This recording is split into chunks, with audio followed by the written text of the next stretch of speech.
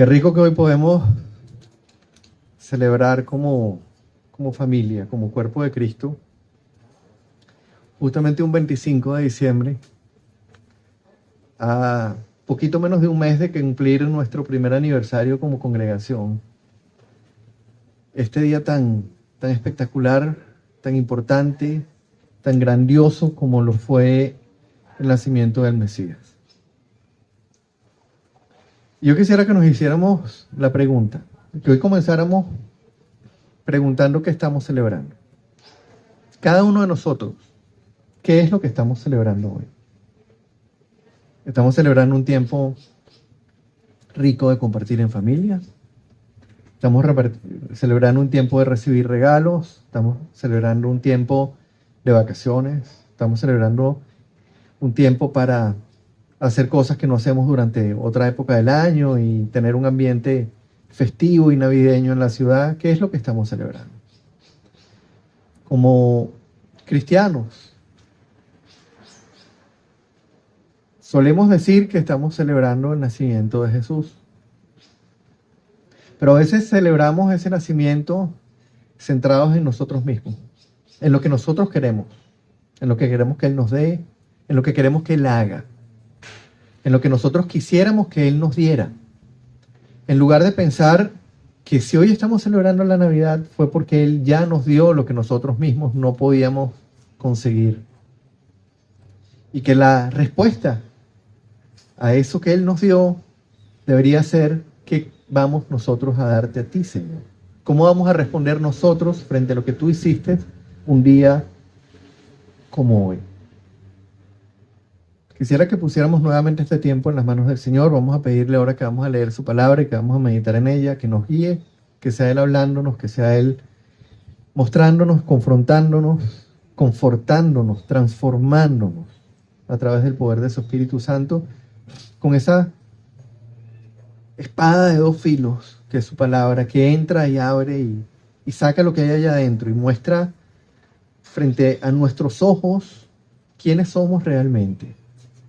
Padre, te damos las gracias hoy, Señor, porque podemos venir nuevamente delante de ti, y ahorita que vamos a estudiar tu palabra, Señor, te pedimos que seas tú hablándonos, que sea tu palabra, Señor, la que nos hable, lo que ya tú revelaste, Señor, lo que ya tú nos dijiste, lo que ya tú nos entregaste, Señor, que sea esa palabra sin que le añadamos nada, sin que le quitemos nada, que sea sencillamente tú, Señor, haciendo el trabajo que solamente tú puedes hacer en nosotros, de darnos la conciencia de tu grandeza, de tu santidad, de darnos la conciencia y la convicción de nuestro pecado, Señor, y llevarnos a reposar en tu gracia, en tu obra.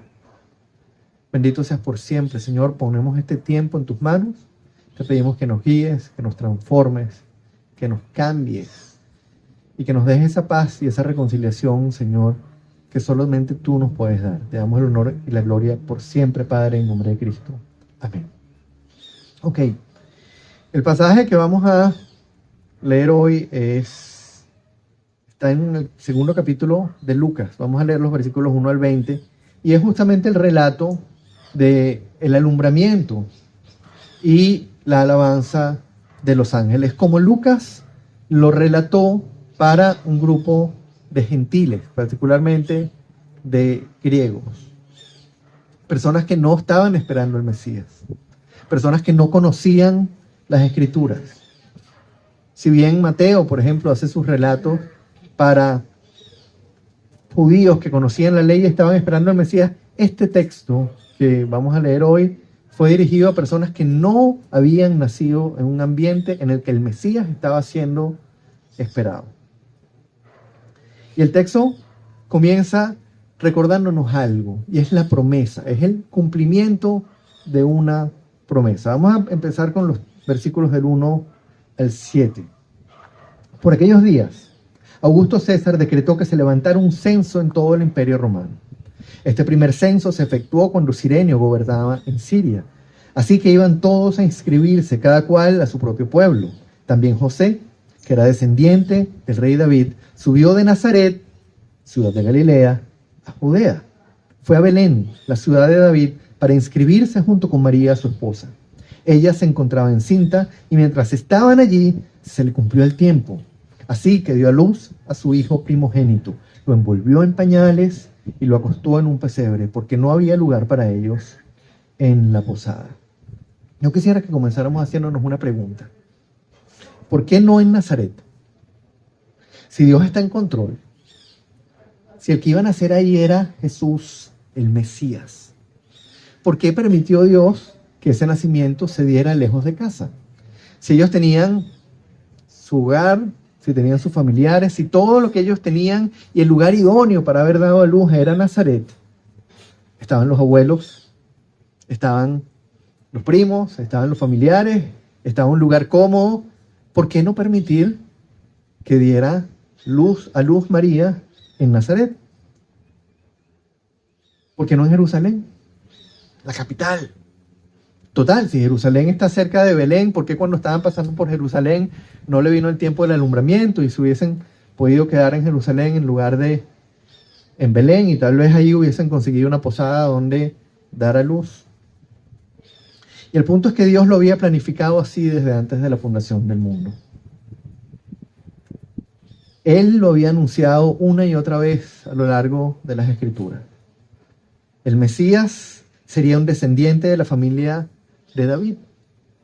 Y no nacería en Nazaret, no nacería en Jerusalén, nacería en Belén, que era la ciudad de donde había nacido David. El hecho de que a María le tocara dar a luz fuera de casa, el hecho de que a María le tocara dar a luz en una ciudad que era totalmente ajena a ella, en la que ella no conocía absolutamente a nadie, no fue el resultado de una casualidad, no fue sencillamente que bueno, se dio así, qué mala suerte. Estaba planificado que así ocurriera. El Mesías debía nacer en Belén. Y uno se preguntaría, ok, bueno, nació fuera de casa, pero ¿por qué en un pesebre? ¿Por qué en un lugar incómodo, con animales, en un lugar sucio, en un lugar donde absolutamente nadie quisiera nacer? Uno pensaría, wow, si va a nacer el Redentor, ¿dónde debe nacer? En un palacio, por lo menos en la posada, por lo menos en un lugar digno, pero en un pesebre rodeado de animales. La respuesta, de nuevo, es porque así Dios lo había planificado y lo había anunciado. El hecho de que naciera en Belén no fue casualidad, y el hecho de que naciera en un pesebre tampoco fue casualidad. El Mesías, hermanos, no venía a cumplir las expectativas de los hombres. Él no venía a satisfacer los deseos de las criaturas, sino a dar cumplimiento al plan redentor de Dios, a un plan que había sido anunciado desde el Génesis, desde el momento mismo de la caída del hombre. Un plan que había sido concebido en la mente de Dios desde mucho antes de la creación del universo. El domingo pasado estuvimos viendo algunos detalles de ese plan cuando estudiamos Isaías 53. Ahí vimos que ese Mesías no era un rey poderoso con espada en mano. Ese Mesías que habría de venir al mundo, que Isaías estaba anunciando 600 años antes de la venida y que de manera tan precisa anunció incluso cómo iba a sufrir, cómo iba a ser traspasado y cómo iba a entregar su vida en rescate por muchos. Ese rey del universo iba a venir en la figura de un siervo sufriente que daría su vida en rescate por sus criaturas. Lo que Dios había revelado a través del Antiguo Testamento, lo que Dios había anunciado, no era un rey poderoso que iba a nacer en un palacio. No era un rey poderoso que vendría con espada en mano a acabar con el imperio romano y a liberar a los judíos del yugo de ese imperio que los tenía sometidos. No era un rey que venía a sencillamente solucionar los problemas terrenales del hombre. La misión de ese Mesías era mucho más grande. Era una misión redentora. Y esa palabra de redención se aplica a la compra de un esclavo. Un esclavo que es redimido, un esclavo que no puede liberarse a sí mismo. ¿Qué puede hacer un esclavo para liberarse a sí mismo? ¿Puede hacer algo? ¿Puede pagar? No, tiene que alguien comprarlo.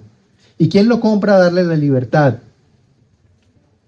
Eso es lo que vino a ser el Mesías. Y para hacerlo estaba anunciado que sería descendiente de David, que nacería en Belén y que vendría como siervo sufriente. Entre otras cosas, para que, como había sido anunciado, pudiese ser reconocido. Vamos a ver, a continuar leyendo, a partir del versículo 8, el anuncio. Ya vimos que en aquel día se estaba cumpliendo una promesa. Pero esa promesa, el cumplimiento de esa promesa, si bien les había sido anunciada al pueblo de Israel, esa noche les fue anunciado a un grupito pequeño de personas. Vamos a leer ahí el versículo 8 en adelante, del 8 al 10. En esa misma región había unos pastores que pasaban la noche en el campo, turnándose para cuidar sus rebaños. Sucedió que un ángel del Señor se les apareció, la gloria del Señor los envolvió en su luz y se llenaron de temor. Pero el ángel les dijo: no tengan miedo. Miren, que les traigo buenas noticias, que serán motivo de mucha alegría para todo el pueblo. La pregunta es, ¿por qué a los pastores? ¿Por qué este grupo de hombres que eran los relegados, los menos tomados en cuenta? No estamos hablando de los pastores que eran dueños del rebaño. Estamos hablando de pastores que estaban pastoreando el rebaño de otros, que estaban ahí en la noche, en el medio del frío, cuidando ovejas que no eran suyas, porque era el trabajo, casi el trabajo más bajo que podían hacer. Uno tiende a ver la escena muy idílica. Los pastorcitos en el campo vienen y reciben. No, hermanos. Estaban pasando trabajo. Estaban cuidando el rebaño de otros, estaban pasando frío y en mitad de la noche a ellos, a los más humildes de todos, a los que uno diría, a estos a los últimos que se le va a hacer el anuncio, a ellos se les presentó el ángel. A los más pobres, a los más relegados, a los rechazados. ¿Por qué no a los fariseos? ¿Por qué no a los sacerdotes? ¿Por qué no a los líderes religiosos del pueblo? ¿Por qué no a esos que lo estaban esperando? ¿Por qué no a los ricos y poderosos? Si era el Mesías, si era el rey del universo que venía a la tierra, ¿por qué no presentarse y por qué no hacer ese primer anuncio a los poderosos del mundo? Es lo que nosotros hubiésemos esperado, ¿verdad? Es lo que nosotros hubiésemos pensado que Dios hubiese hecho. Me lo voy a presentar a los hombres poderosos, a los líderes religiosos y le voy a mostrar a todo el mundo quién soy yo. Pero no. Él mandó al ángel a anunciarle a ese grupito pequeño de pastores que estaban ahí cuidando las ovejas de otro, que eran relegados, que nadie le importaba nada lo que le pasara a ellos fue a los que vino el Señor. Y el hecho, hermanos, es que el Mesías no vino a salvar a los hombres que nosotros los hombres consideraríamos los más dignos o los más capaces. No es una cuestión de que yo soy más poderoso, yo soy más digno, entonces yo soy merecedor del perdón de Dios. De hecho, por lo general los más dignos y los más capaces son los más altivos, son los más arrogantes. Son los que tienen el corazón más endurecido, son los que más confían en sí mismos y los que no quieren depender de Dios. Aunque nadie depende, mientras más aflicción hay, mientras más rechazo hay, más propenso está el corazón del hombre. Pero ¿será esa la razón? ¿Cuál sería la razón por la cual Dios anunció a estos hombres pobres y no a los poderosos? Y hay un texto en Primera de Corintios, en el capítulo 1, que yo creo que da una respuesta bastante certera.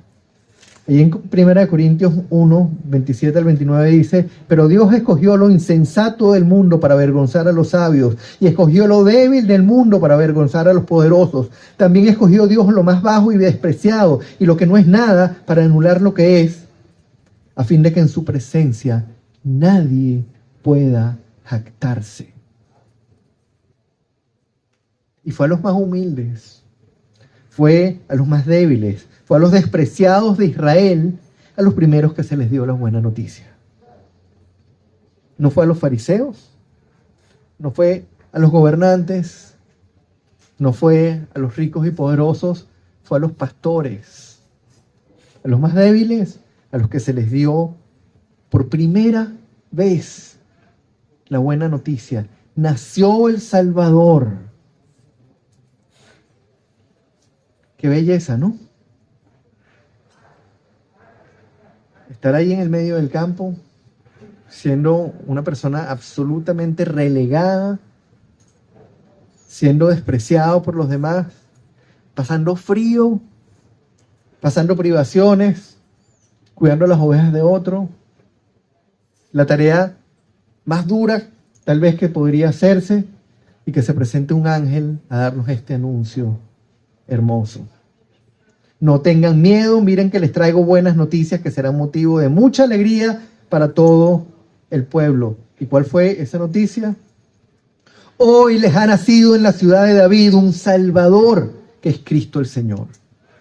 Esto les servirá de señal. Encontrarán a un niño envuelto en pañales y acostado en un pesebre. Permítanme leer ese texto de nuevo. Hoy les ha nacido en la ciudad de David un Salvador, que es Cristo el Señor.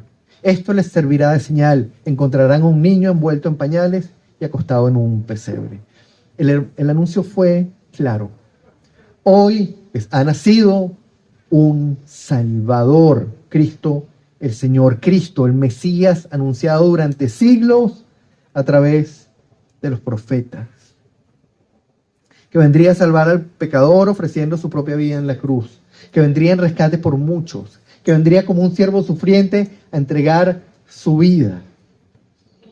Y la pregunta es, ¿un Salvador por qué? ¿De qué necesitábamos ser salvados? Y ese es el punto. Esa es la buena noticia. Porque de lo que esto se trata no es de ser salvados de los sufrimientos aquí en la tierra. No es de ser salvado de las aflicciones aquí en la tierra. No es ser salvado de una enfermedad aquí en la tierra. Si no, Meli estaría pegando brincos por aquí en el jardín con nosotros. No es ser salvados de la esclavitud aquí en la tierra. No es ser salvados de la persecución acá en la tierra, sino, ¿qué dirían los apóstoles?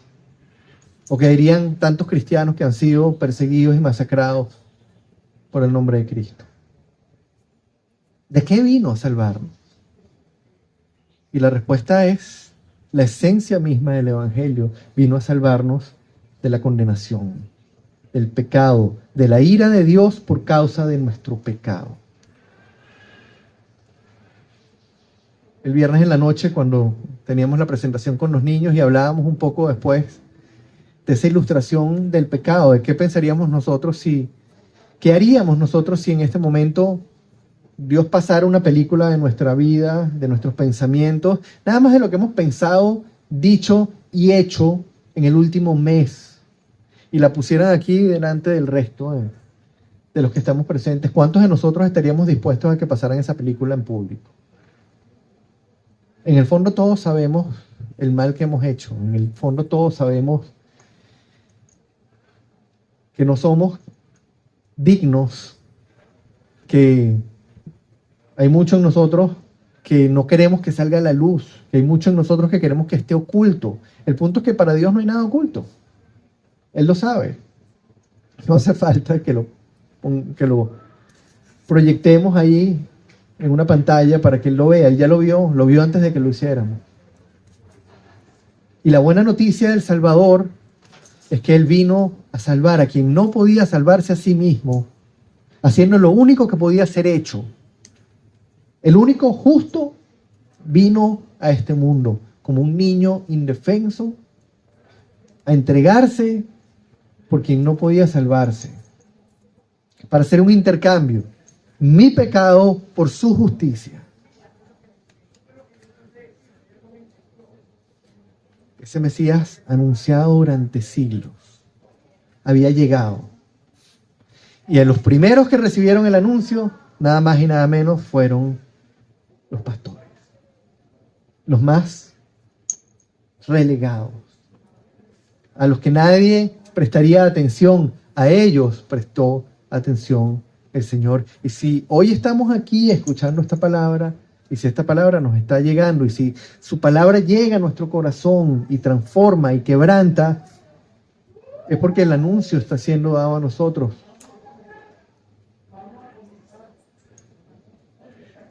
El versículo 13 dice, solo imaginen, estos niños viendo estos estos pastores viendo al ángel, ya algo suficientemente impresionante.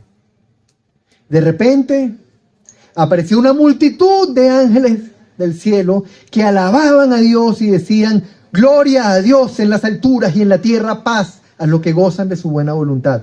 Piénsenlo un momento. Estos pastorcitos, en la mitad de la noche se les presenta este ángel, les da este anuncio, y acto seguido aparecen una multitud de ángeles alabando a Dios. No en el cielo, en la tierra.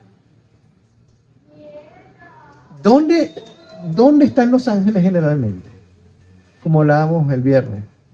En el cielo. ¿Dónde alaban los ángeles a Dios? En el cielo. ¿Por qué estaba esa multitud de ángeles en la tierra alabando a Dios? Porque Dios se había hecho hombre. Y el que estaba acostado en ese pesebre no era un niño cualquiera, era Dios mismo.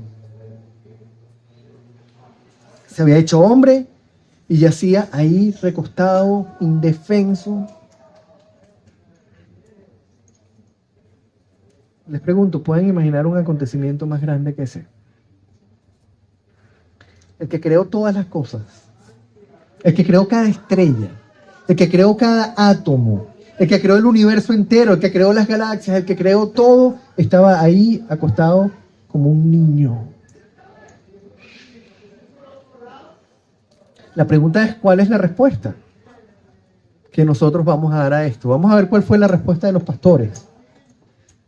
Cuando los ángeles se fueron al cielo, los pastores se dijeron unos a otros: vamos a Belén a ver esto que ha pasado y que el Señor nos ha dado a conocer.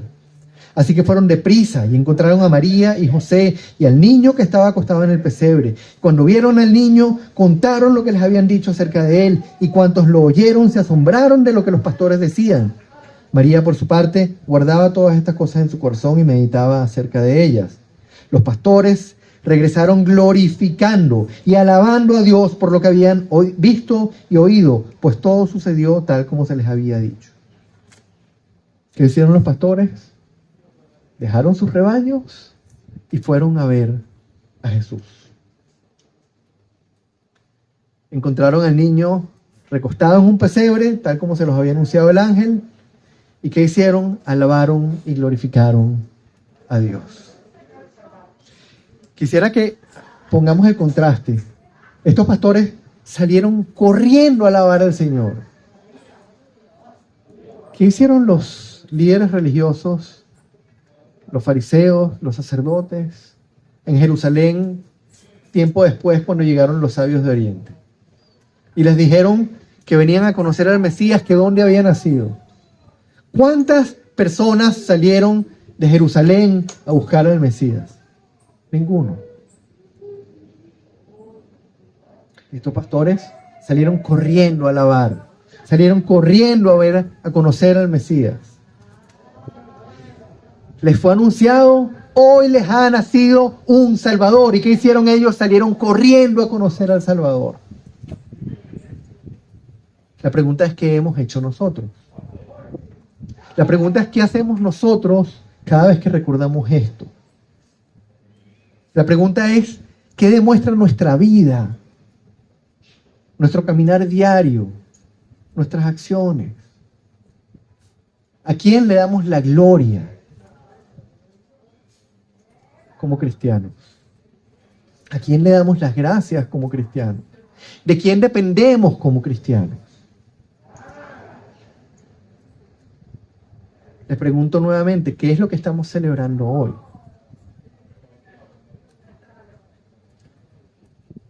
Es mucho más que una época. Lo que un cristiano celebra hoy es su relación con el Padre, que solamente es posible a través de Cristo.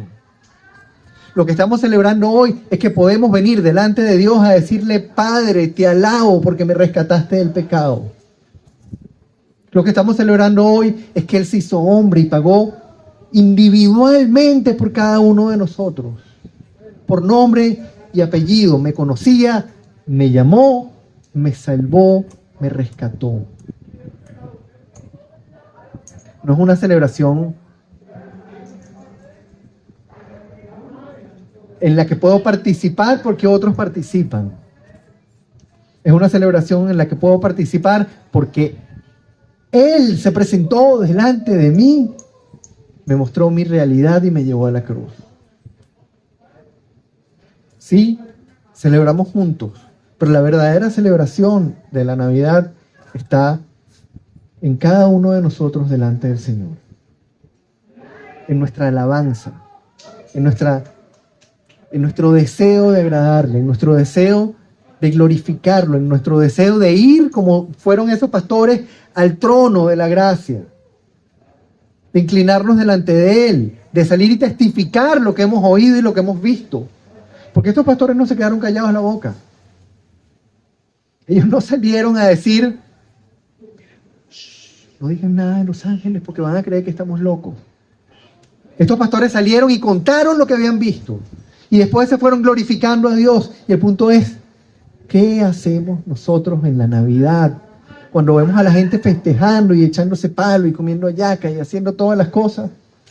Les decimos todas las cosas que hemos visto y oído y que hemos experimentado. Les contamos lo que realmente está pasando. Nos quedamos callados la boca. Que sea un tiempo para reflexionar eso.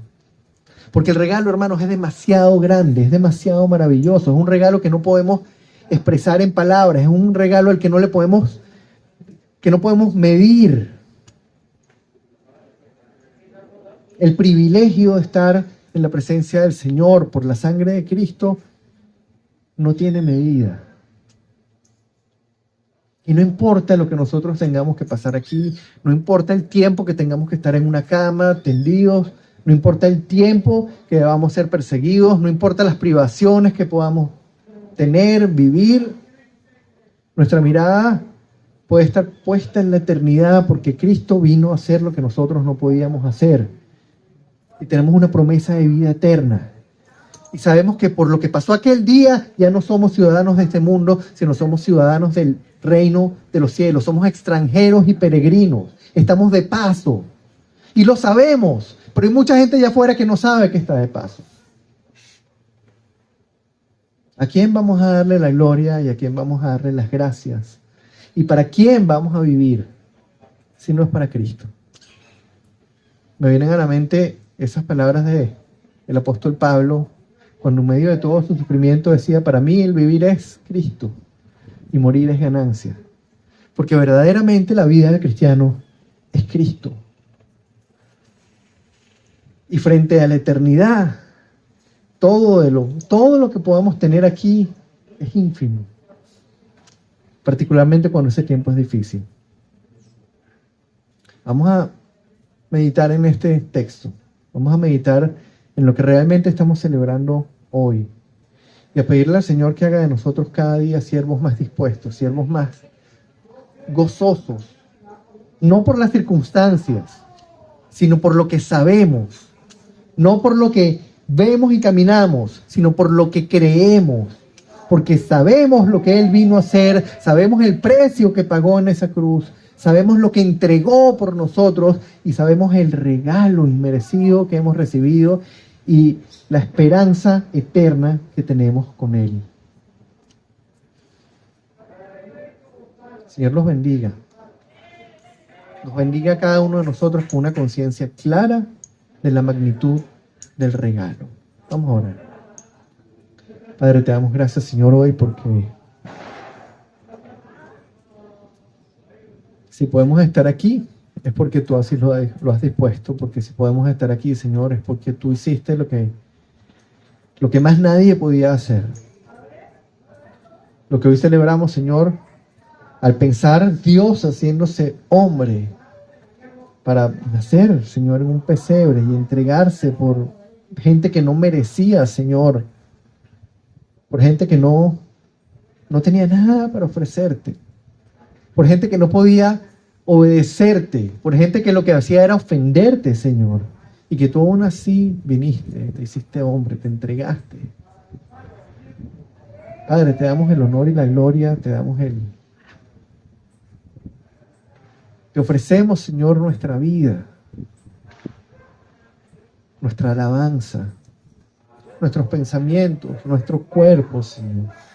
Y te pedimos que hagas de nosotros, Señor, siervos dispuestos a ir, como fueron los pastores, a dejar atrás todo, Señor, y a ser utilizados por ti para que tu palabra sea proclamada, para que tu nombre sea glorificado, Señor. Haz de nosotros instrumentos de tu gloria. Haz de nosotros, Señor, siervos que estén dispuestos a clamar las buenas nuevas, a proclamar donde sea, no importa el costo, no importa la dificultad, no importa cuán difícil pueda ser, no importa lo que tengamos que vivir a consecuencia, que vayamos y proclamemos las buenas nuevas cada día, Señor.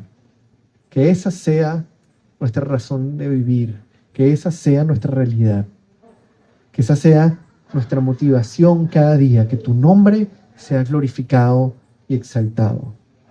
Te damos las gracias, Padre, por este tiempo, por permitirnos estar aquí hoy, por permitir que Señor, que Meli pudiera compartir con el resto de la congregación, porque cada uno de nosotros pudiéramos venir y estar aquí delante de ti, Señor. Te damos el honor, te damos la gloria y nuevamente nos ponemos delante de ti, Señor, alabándote, bendiciéndote y ofreciéndonos a ti, Señor, como sacrificios vivos. Bendito seas por siempre, Padre. En nombre de Cristo te alabamos. Amén y amén.